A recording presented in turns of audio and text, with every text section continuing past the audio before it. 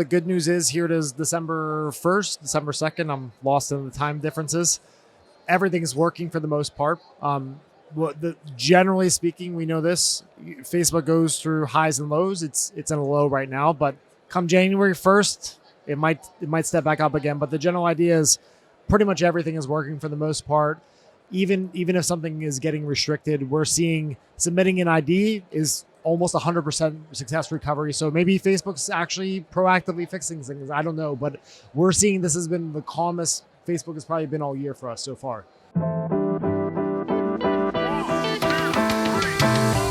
Hey, what's up? This is Stan. We are here at Affiliate World Bangkok, and today my guest is John Cena. Actually, it's not John Cena, it's John Casto.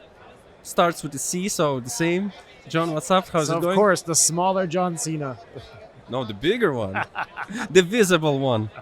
John is actually a e-commerce entrepreneur who creates and manages multiple Facebook ad accounts to send traffic to his websites. He actually also teaches people how to do it better. He has a very cool YouTube channel.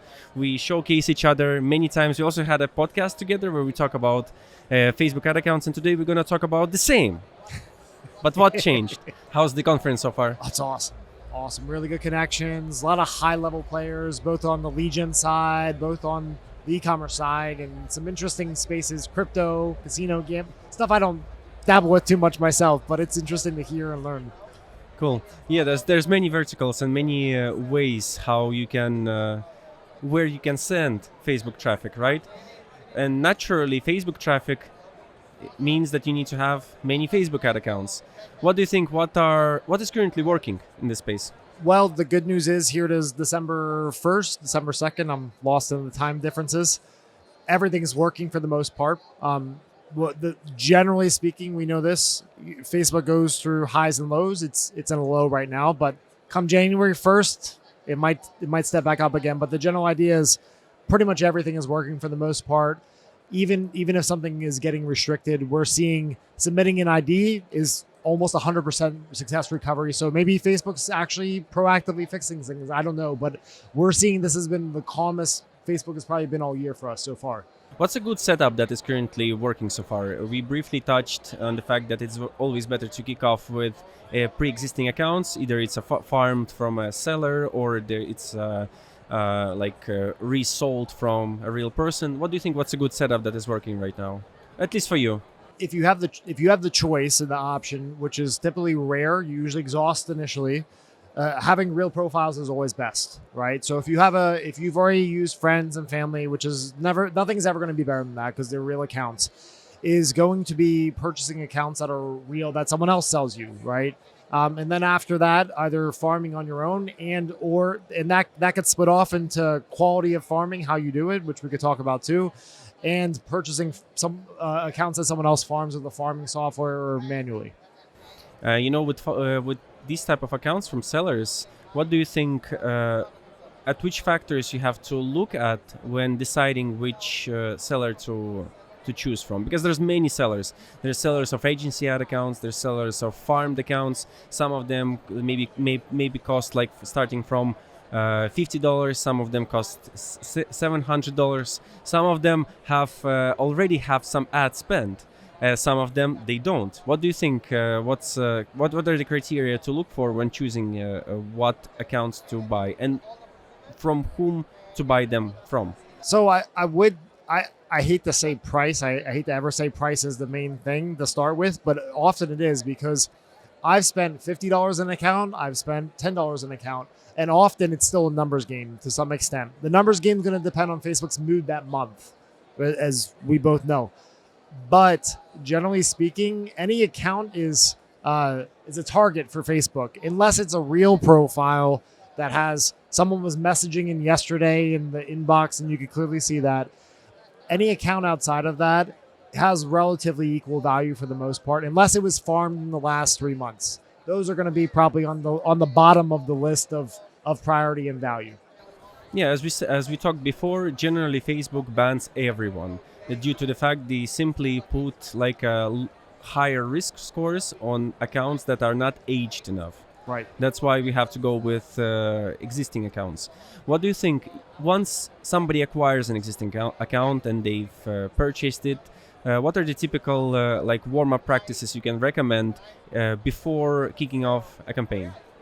I would specifically say it's what you want to avoid doing, right? So things you want to avoid doing is joining a business manager fast, creating a business manager fast, or let's say you have a business manager already on the account when you receive it, adding an agency ad account to that business manager relatively fast, and or adding yourself as an admin to that ad account that gets added into your business manager. Like those kinds of actions, they're not instant triggers, but they're super high risk. You could wake up the next day never having run an ad with that profile and have it restricted from advertising.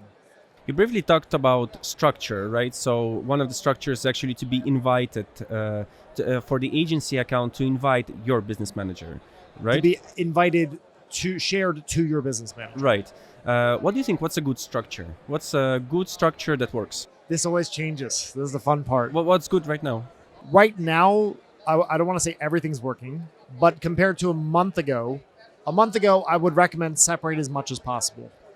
Because through May, June, July. What do you mean by separating? So let's say I've got a business manager with a shared agency ad account into it. That's the primary ad account we use. And then I have, let's say, 2 or 3 profiles on that. And that would be more isolated from the next one if I replicate that. But there's no crossover or minimal crossover between those profiles. And maybe they're running a similar offer. Maybe it's the same offer. Maybe you duplicate the offer. Got it. But in the past, for example, I would stack it, right? When Facebook was also calmer in June going into July, we would have one business manager, 5 agency ad accounts, 5 profiles, and we would duplicate that same profile, same agency ad accounts, and another business manager, basically just creating a backup if the business manager gets banned because it didn't affect everything else. But as Facebook always changes, what we found the trend was going into Q3, now in the Q4, was right before this calm period, was that Facebook would actually ban everything connected in any way from our experience. Now, some of that was an offer we were running. We saw this repetitively with a specific offer we ran that was white hat that shouldn't have been banned, but it's Facebook, right? So I changed my advice and my opinion, and I've gone back to being more conservative and separating structures is what I'm saying. Mm-hmm.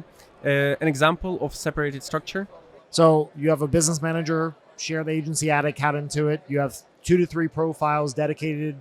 One typically sits there as an admin. Maybe one's a media buyer admin profile or employee level profile. And then maybe you add an additional one that holds the page and shares the page. Would you need to add these 3 profiles as a means of having, let's say, a legitimate structure, or as a means of having free profiles where you can send traffic from, set up ads?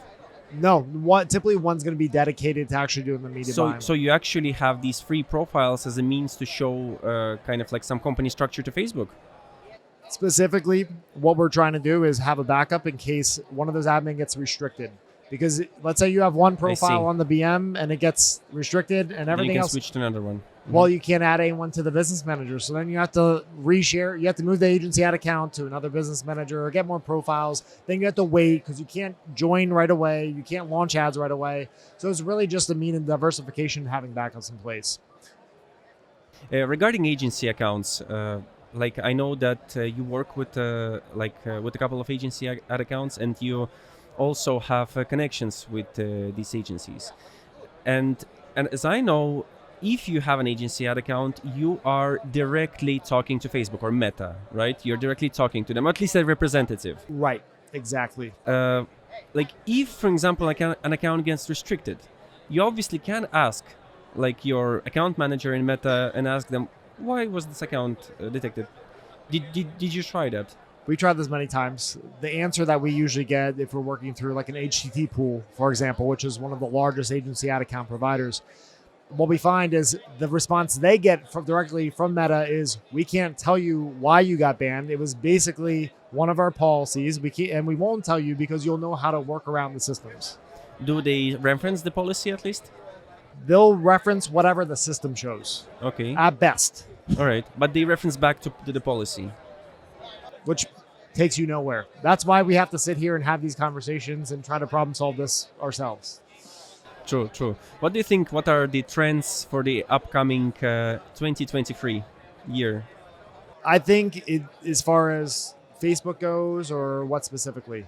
Yeah, specifically regarding, for example, right now we know what structure works, what to expect in the next year, right? So how to be ready for the upcoming changes? I think right now, anytime it's calm, like this is what I tell the guys in my group. It's usually calm before the storm. It's always calm before the storm. And when it's calm, that's when you actually need to be preparing and farming and acquiring. Because the worst Or thing spending more. we're spending more. What I've found, and I've been guilty of this myself, is you'll get comfortable and complacent. You won't worry about having backups in place. You maybe one goes down. You're like, oh, that probably should have happened. And then Facebook turns up, and then it becomes very difficult, and you lose everything at once. And then that's when it's extra painful, because usually you have something working, an offer scaling, and then you have to rebuild. But we all know rebuilding takes time, and that's the most frustrating thing. And so right now in this moment, here we are in December. It is calm right now. We can verify this between ourselves. This is when I would be investing time, energy, and money into building up additional separated structures to prepare for whatever may happen or may not happen. True. Also, right now we are in midst of upcoming recession. What do you think? Could be this the reason why it's calm right now on Facebook? It could be. I mean, Speculations. maybe. I think something's definitely changing. That's all I can guarantee you from what I see as a user experience. For example, in September, you basically couldn't make a brand new Facebook page without it getting restricted within hours, if not days. Maybe 5% would stick with no issues. 20% of the ones that get banned would recover, but it was a nightmare. The problem wasn't profiles. It wasn't business managers. It wasn't your ads getting rejected. It was simply your pages getting disabled with no clarity or no exact feedback from Facebook.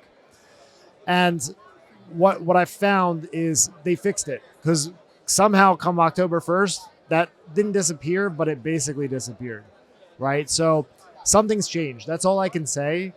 But since that time, things have been very calm, and it gets me anxious when things are calm, you know. That's true. When things are tough, you can at least expect some results. I also know that you told me that you've sold your gym. I sold my gym. What are your plans for the upcoming years? Upcoming year. We're planning to actually move to Colombia. So my fiance's from Colombia. So we'll be moving to Colombia at some point, maybe January, February at the earliest, if not Q2. And I plan to build out a full team of Colombians there. Do a lot more content like this. So I plan on having a video guy that's just shooting content. We talk about lead gen, e-commerce, Facebook bands, but then just keep doing what we do. We earn pretty much all of our money from doing lead gen. That's our main focus right now. Some cash and delivery in the e-commerce space as well. But I plan on growing a big team. I'm super excited and attend a lot more events like this. Definitely, man. Thanks very much. Thanks for having me, man. Yeah, it was very useful. Appreciate you.